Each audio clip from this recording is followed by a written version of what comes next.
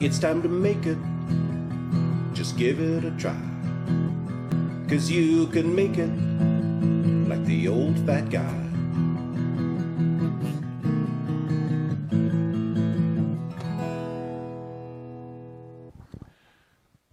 Welcome to this episode of You Can Make It with David Farrell, the old fat guy. That's me. Today we have a guest chef on, a good buddy of mine who you already know, but you just don't recognize his face, Bill Brewer. If you've ever watched any of my videos, you'll note that that wonderful music on the videos, that's Bill singing, playing, and composing all of them. And he also does a lot of the voiceovers at the end. But today he's going to show us his recipe on how to make chicken drumsticks. Sounds good. So if David is the old fat guy, does that make me the young thin guy? I don't know. But today we're going to make a dish called Passing Wind Estates Chicken Legs. It's named after David's place, which is in a country setting outside the city, named after the gentle mountain breezes that flow in the evening. Absolutely. So, Passing Wind Estates Chicken Legs. I've actually hesitated to show you this recipe for a couple of reasons. One of them is the recipe is so crazy simple. There's literally 2 ingredients plus chicken legs, so I was kind of worried about that. But then there's another thing too, and that is that if you've watched David's program, you know that his measurements can be quite precise, but I tend to just put the ingredients in a ratio, so I'm not exactly sure. So I thought about it earlier, and we have 5 chicken legs here, and I think what we're going to do is we're going to have about 1/3 of a cup of sauce composed of dark soy sauce and also red hot sauce. So let's get started. We've got some baking spray here. I like to do things the lazy way. You thought David was lazy, which he isn't, by the way. You thought David was lazy. This is the really lazy way to oil the chicken legs, which we're going to place on the barbecue. So there we go. Done with the oil. 2 ingredients, dark soy sauce, red hot sauce. I like a ratio of about 50-50, half and half. And a total, oh, David, would you help me with that? We should have rehearsed this because this is coming out very slowly. Okay, whoops. And then an equal amount red hot sauce. Then I'm going to stir it up. And that, literally just the 2 ingredients. You can see why I kind of hesitated about making this, because I'm thinking, is this even a recipe? This recipe is actually based on necessity. I was at home. I had very few ingredients. I had chicken legs, and I had these 2 items in the fridge. And I thought, chicken legs. And just to help you all out, I say Bill put in about 25 milliliters each, 25 milliliters of dark soy sauce and 25 milliliters of hot wing sauce. That's about right. So I've mixed the 2 ingredients together, and our next move is to put the chicken legs on the barbecue. We're going to sear them for a bit, and then turn them, and then start using the sauce. So the next thing you'll see is us outside at the barbecue. And it's a wonderful time to be outside right now, so let's get out there. So here we are at our barbecue grill, which we've preheated to medium. Let's get these chicken legs going. Now I'm putting them on first without brushing them with any sauce. We're going to get these going for about 5 minutes or so, and then brush with sauce after turning so that the first surface will have a bit of char on it. It's been 5 minutes, so we're going to give the chicken legs their first turn, and we're going to apply the sauce to the charred surface. Oh, looking good.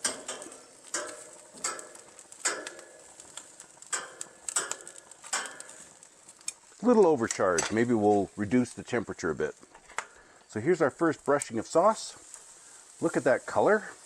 This is one of the reasons why I'm using the dark soy, is to get that amazing color as I'm brushing the sauce on, but I also like the taste of it.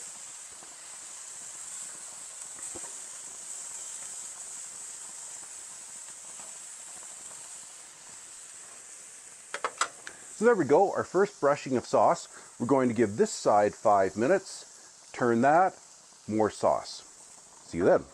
It's been 5 minutes since we gave the chicken legs their first turn. Time to turn again. Ah, beautiful color.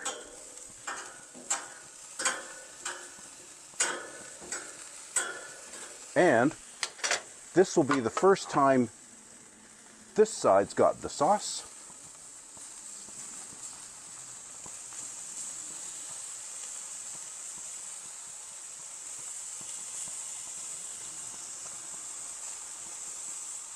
If you run a little bit short on the sauce, remember that with only 2 ingredients, you can always just make more.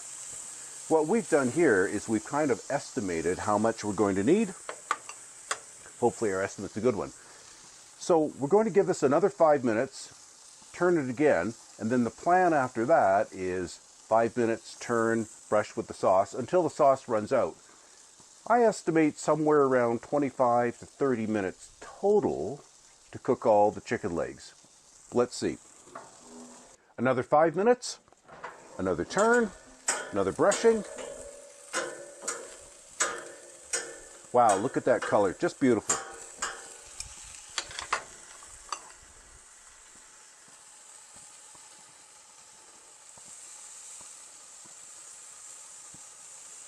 We're getting a little low on the sauce now, but that's good. As long as you've got a brushing for each side, I would say at least once or twice. Looks like we're going to get at least twice out of this. Then that's just fine. Another 5 minutes, another turn, another brushing. You get the idea. A final turn then, and a final brushing. This should use up the sauce. I think we're close to done here. So what we're going to do is test doneness with a thermometer soon. Minimum, I would say, is 160, but David and I probably prefer about 170. So there we go. The sauce is used up. I'm going to give this a couple of minutes, turn it again so that the wet surface gets its final charring, and then we're probably done. We'll test for doneness with a thermometer. A final turn now. Give the wet surface a few minutes, then we're going to test with a thermometer for doneness with our goal about 170 or so. See you then. It's been between 25 and 30 minutes total. I think the chicken legs are probably done. Let's have a look.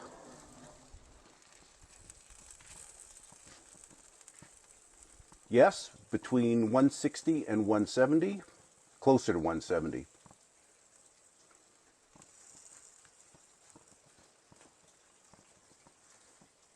Good, we're done. Got a clean plate here, of course, to avoid cross-contamination.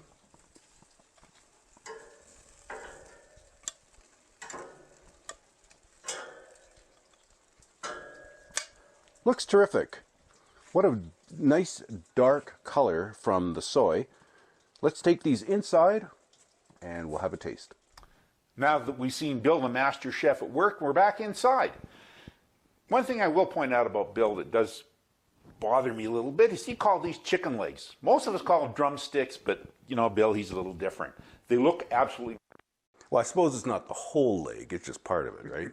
There's no foot on this. Time for a taste test. There we go. I got the piece with extra char for you.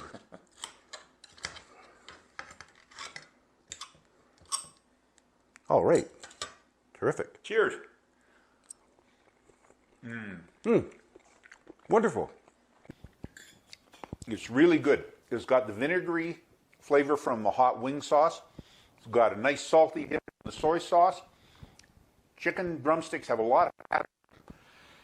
So the soy sauce and the hot sauce just make that fat kind of cut a little bit so it doesn't feel greasy in your mouth. I'd say they're absolutely delicious, Bill. Yes, and can I say the catchphrase? What catchphrase are you talking about, The catchphrase is, and you can make it. In this recipe, David and Bill made PWE chicken legs. The ingredients used were 5 chicken legs and 25 milliliters each of hot sauce and dark soy sauce. For the complete recipe, visit David's blog at oldfatguy.ca. Remember, you can make it.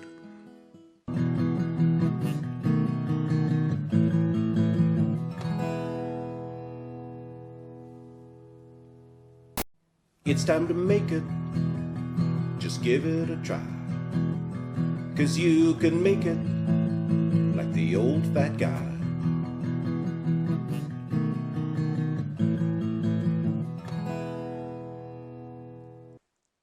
Welcome to today's show of You Can Make It with David Farrell, the old fat guy. That's me. Today we're going to do something that everybody loves, which is cookies. Now, I love making cookies, but I should just let you know, the last time I made cookies, I had to take them to my doctor because they were feeling crummy.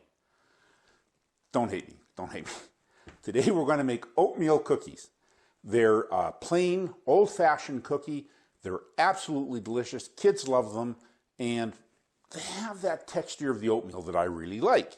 So with no further ado, let's get into making some oatmeal cookies. What we have here is a stand mixer. Now you can do all this by hand, but you really have to work at it, especially creaming the butter.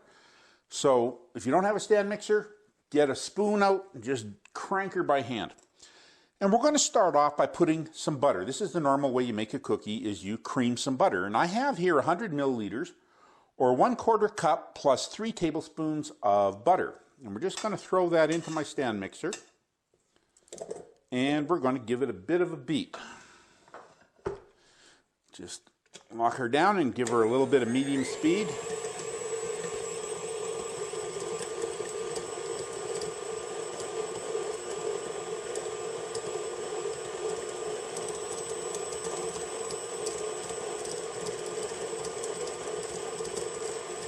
So I've just given it 15 or 20 seconds and it started to spread out around the side of the bowl. So we're going to shut her down and we're going to scrape the butter off the side of the bowl.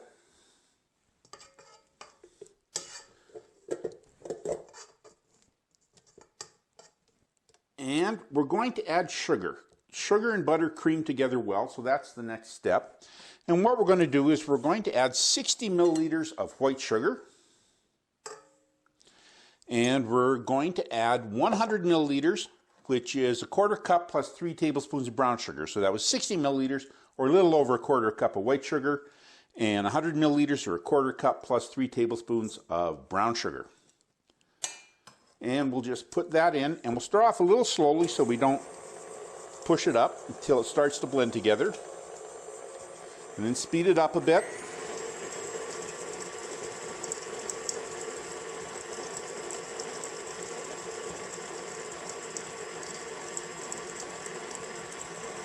Okay, and then we're going to shut it down. And you'll see the butter tends to clump on the beater, so just push that off. And scrape around the bowl, and we'll give it another beat until it's all combined.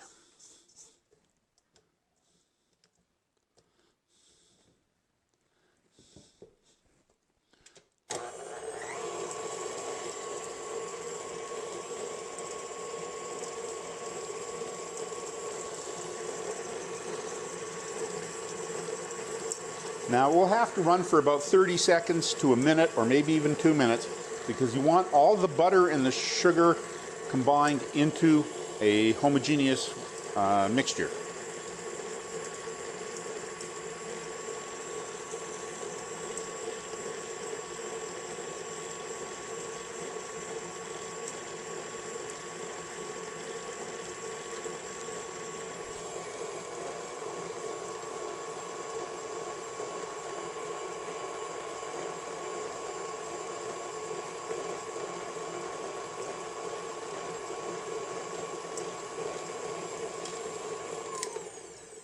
So you can see that it's all mixed together now.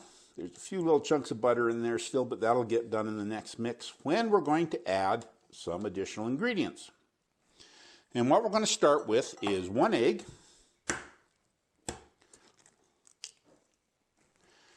and 15 milliliters or 1 tablespoon of milk, and 4 milliliters or 3/4 of a teaspoon of vanilla. course, it's critical that you're precise. And we're going to give it another beat.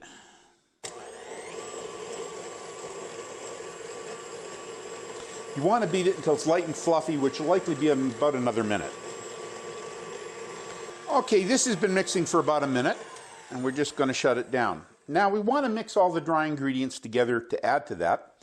And what I have here is 210 milliliters, or 3/4 of a cup plus 2 tablespoons of flour. Now the problem with measuring flour is you got to sift it into a container and level it off if you do it by volume. So I actually prefer to do my flour by weight, and this is 110 grams of all-purpose flour, which I'm just going to put into a bowl.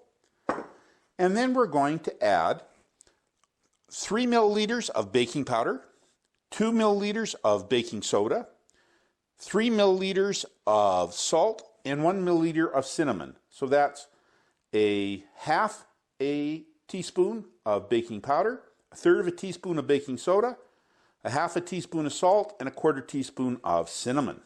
And we're just going to add them to the flour. And then we're just going to take a fork and mix those together.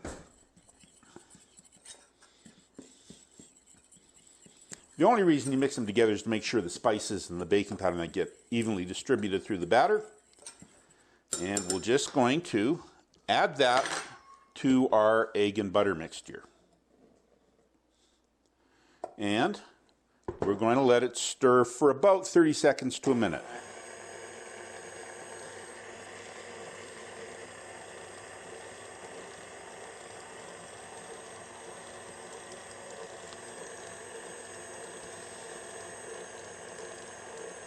Okay, that was only about 20 seconds. It's starting to make a batter, and that's what you want it to look like.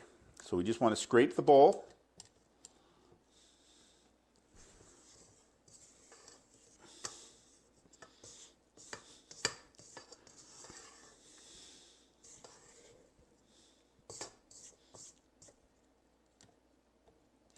There we go. Get it all mixed well. So, of course, we are making oatmeal cookies. So not surprisingly, we're going to add some oatmeal. So what I have here is 180 milliliters, or a little over 3/4 of a cup of rolled oats. And I like a few nuts in my cookie, so I have 120 milliliters, or about half a cup of chopped nuts. You can use any kind of nuts you like. Walnuts, pecans, even almonds are good in it. I've chosen chopped walnuts, so we'll add that to it. And we're just going to give it a bit of a stir to get those combined.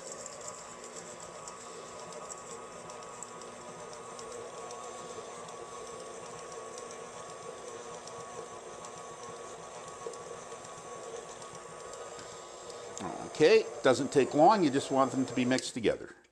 So I'm just going to get a cookie sheet out now and spray it with some baking spray.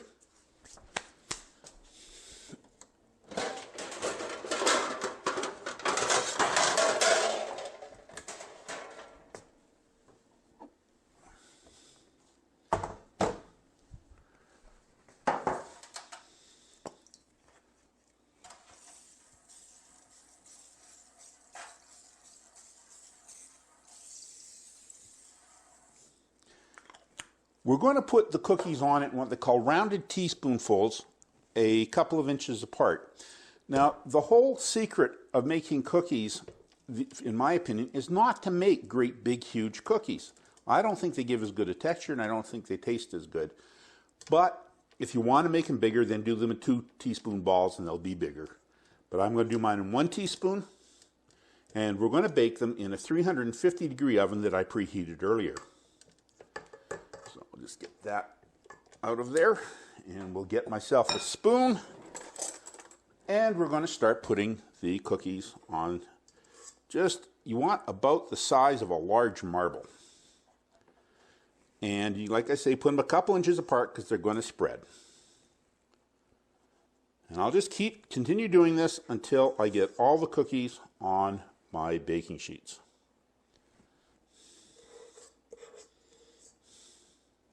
So I've got 1 tray of cookies set up, and I'm just going to put these in the oven, remember 350-degree oven, for 10 minutes, might go to 12 depending on your oven, but let's fire them in and then we'll start putting some more cookies out on the next sheet. So the cookies took about 11 minutes to cook, and you bring them out of the oven and you want to let them sit and cool for about 5 minutes.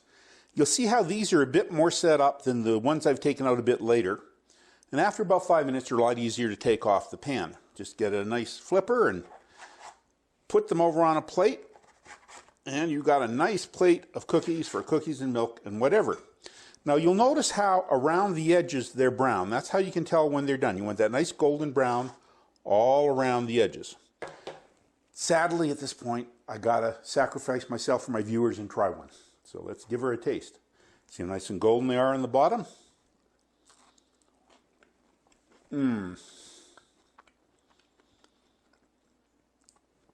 This is an old-fashioned cookie. It's sweet, it's chewy, it's crispy around the edges. The oatmeal gives it a great chew. There's a lot of sweet without being killing. It's a delicious, wonderful oatmeal cookie, and of course, you can make it. In this episode, David made Old Fat Guy cookies. The ingredients used were 100 milliliters of butter, 60 milliliters of sugar, 100 milliliters of brown sugar, 1 egg, 15 milliliters of milk, 4 milliliters of vanilla, 210 milliliters of flour, 3 milliliters of baking powder, 2 milliliters of baking soda, 3 milliliters of salt, 1 milliliter of cinnamon, 180 milliliters of rolled oats, and 120 milliliters of chopped nuts. For the complete recipe, visit David's blog at oldfatguy.ca. And remember, you can make it.